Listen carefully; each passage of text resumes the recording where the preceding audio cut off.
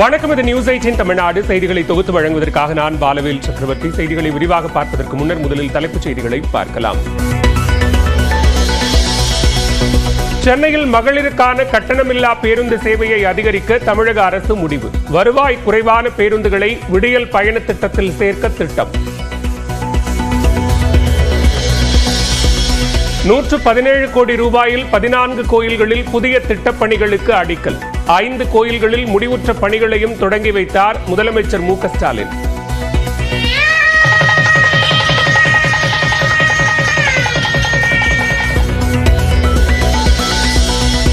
தமிழ்நாட்டில் இந்தியை திணிக்கவில்லை என மத்திய அமைச்சர் தர்மேந்திர பிரதான் விளக்கம். சில நண்பர்கள் அரசியல் செய்வதாகவும் குற்றச்சாட்டு. What is wrong if a student in Tamil Nadu will learn multilingual, come to the multilingual aspect in his study? It can be Tamil, it can be English, it can be other Indian language. There is no imposition of any Hindi or any language on them. Some friends in Tamil Nadu are doing politics, but certainly Government of India is committed to implement NEP, and there are certain conditions with NEP.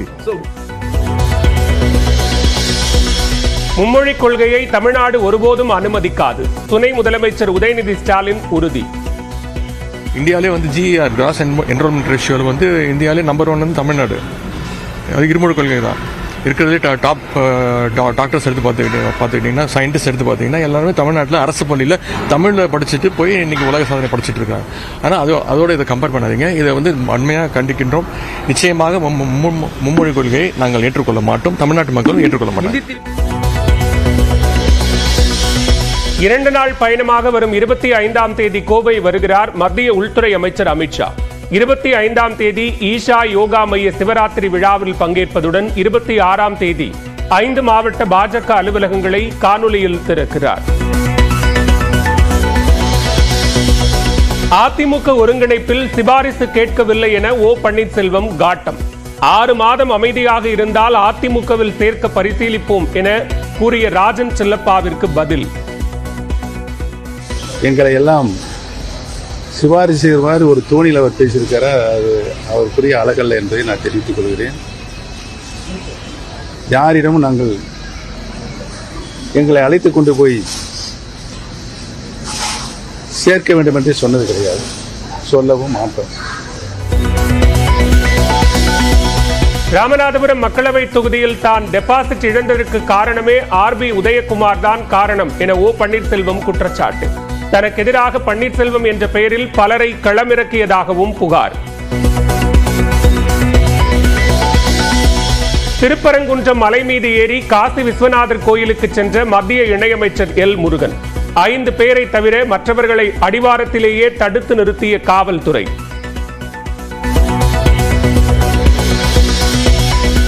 RSS சிந்தனை உள்ளவர்கள்தான் நீதிபதியாக வர முடியும் என்ற நிலை உள்ளதாக ஓய்வு பெற்ற நீதிபதி சந்துரு குற்றச்சாட்டு. முகநூலில் பிரதமரை விமர்சித்ததால் ஜான் சத்யன் நீதிபதியாக்கப்படவில்லை என குற்றச்சாட்டு. ஒன்றிய அரசுடைய உளவுத்துறை அவருக்கு ஆட்சேபனம் தெரிவித்தார்கள். ஆட்சேபனம் அவரை பற்றி கருத்து தெரிவித்தார்கள். முகநூலில் பிரதமர் மோடியை பற்றி விமர்சனங்களை அவர் ஆமோதித்திருக்கிறார் என்று சொல்லியிருக்கிறார். அப்போ ஒருவருடைய அரசியல் கருத்து அல்லது அரசியல் சுதந்திரம் என்பது பறிக்கப்படுகிறது. சென்னை பழவந்தாங்கலில் ரயில் நிலையத்தில் பெண் காவலரிடம் பாலியல் சீண்டலில் ஈடுபட்ட நபர். பொதுமக்கள் தர்ம அடி கொடுத்து தோளில் தூக்கிச் சென்று காவல் நிலையத்தில் ஒப்படைத்தனர்.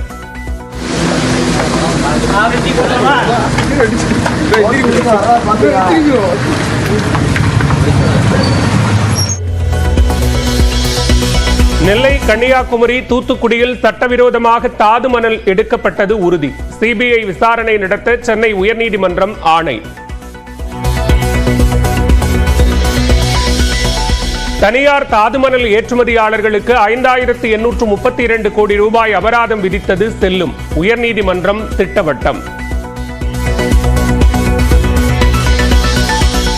உடல்நலக் குறைவால் அமைச்சர் துரைமுருகன் சென்னை அப்பல்லோ மருத்துவமனையில் அனுமதி. முதலமைச்சர் மு.க.ஸ்டாலின் நேரில் சென்று நலம் விசாரித்தார். தஞ்சாவூரில் விதிகளை மீறி கட்டப்பட்ட நடராஜா துணிக்கடையின் கட்டடம் மாநகராட்சி அதிகாரிகள் முன்னிலையில் இடிக்கும் பணி தொடக்கம். புதுக்கோட்டை மாவட்டம் கரம்பக்குடி அருகே தண்ணீர் பாட்டில் தகராறில் பெட்டி கடை மீது தாக்குதல்.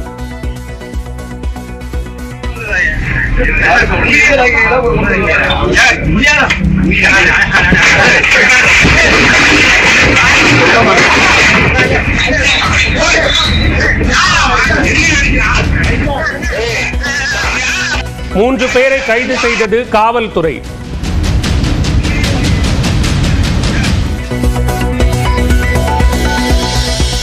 மாமல்லபுரம் தலசயன பெருமாள் கோவிலில் மனைவியுடன் சாமி தரிசனம் செய்தார் நடிகர் சிவகார்த்திகேயன். பக்தர்கள் மற்றும் நரிக்குறவ பெண்களுடன் புகைப்படமும் எடுத்துக் கொண்டார்.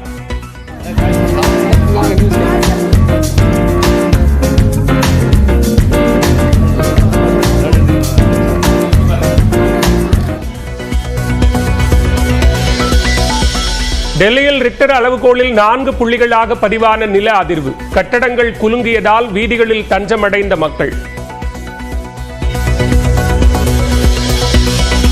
குஜராத்தின் புஜ் பகுதியில் முதியவரை முட்டி தூக்கிய மாடு. 5 அடி உயரத்துக்கு பறந்ததில் முதியவர் படுகாயம்.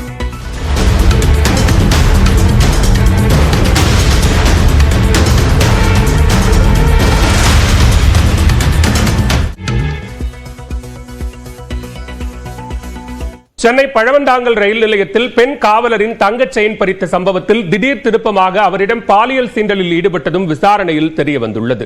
சென்னை காவல் ஆணையர் அலுவலகத்தில் பணியாற்றும் பெண் காவலர் பணி முடிந்து இரவு 10:30 மணிக்கு மேல் எழும்பூரில் இருந்து பழவந்தாங்கலுக்கு மின்சார ரயிலில் சென்றுள்ளார்.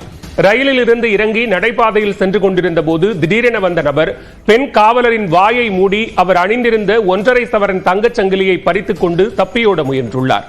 பெண் காவலர் கூச்சலிடவே சக பயணிகள் ஓடி சென்று அந்த நபரை பிடித்து ரயில்வே காவல்துறையினரிடம் ஒப்படைத்தனர். விசாரணையில் அந்த நபர் சிட்லப்பாக்கத்தைச் சேர்ந்த சத்யபாலு என்பதும் மது போதையில் செயின் பறிப்பில் ஈடுபட்டதும் தெரியவந்தது. மேலும் செயினை பறித்துக் கொண்டு தப்பியோட முயன்ற சத்யபாலுவை பெண் காவலர் தடுக்க முயன்ற போது அவரை கீழே தள்ளி பாலியல் சீண்டலில் ஈடுபட்ட அதிர்ச்சி தகவலும் வெளியாகியுள்ளது. இதனையடுத்து கைது செய்யப்பட்ட சத்யபாலு மீது பாலியல் சீண்டல், பெண் வன்கொடுமை தடுப்புச் சட்டம், வழிப்பறி உள்ளிட்ட பிரிவுகளின் கீழ் காவல்துறையினர் வழக்குப்பதிவு செய்து சிறையில் அடைத்தனர். இந்நிலையில் வழிப்பறியில் ஈடுபட்ட நபரை பொதுமக்கள் தாக்கி தூக்கிச் செல்லும் வீடியோ வெளியாகியுள்ளது.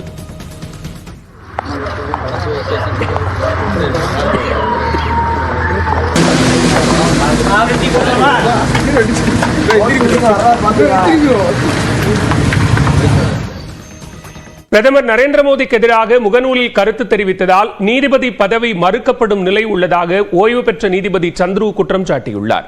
நீதிபதிகள் நியமனத்தில் உள்ள குளறுபடிகள் குறித்து ஓய்வு பெற்ற நீதிபதிகள் சந்துரு, ஹரிபரந்தாமன் ஆகியோர் சென்னையில் கூட்டாக செய்தியாளர்களை சந்தித்தனர். அப்போது பேசிய ஓய்வு பெற்ற நீதிபதி சந்துரு, அரசியலமைப்பு சட்டத்தின்படி உச்சநீதிமன்ற, உயர்நீதிமன்ற நீதிபதிகள் நியமனம் நடைபெறவில்லை என்று குற்றம் சாட்டினார்.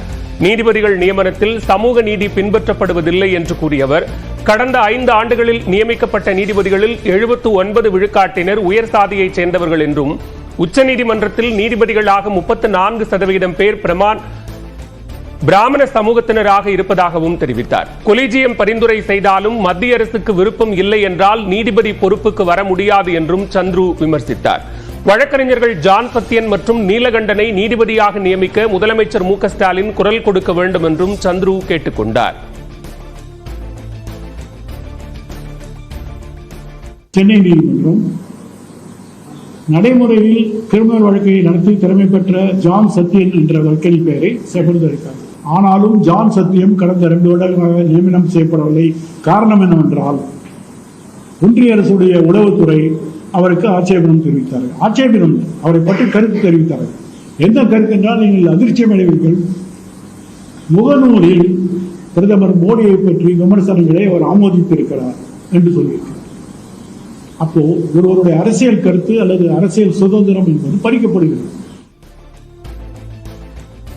தொடர்ந்து பேசிய ஓய்வு பெற்ற நீதிபதி ஹரிபரந்தாமன், RSS சிந்தனை உள்ளவர்கள்தான் நீதிபதியாக வர முடியும் என்ற நிலை இருப்பதாக கவலை தெரிவித்தார்.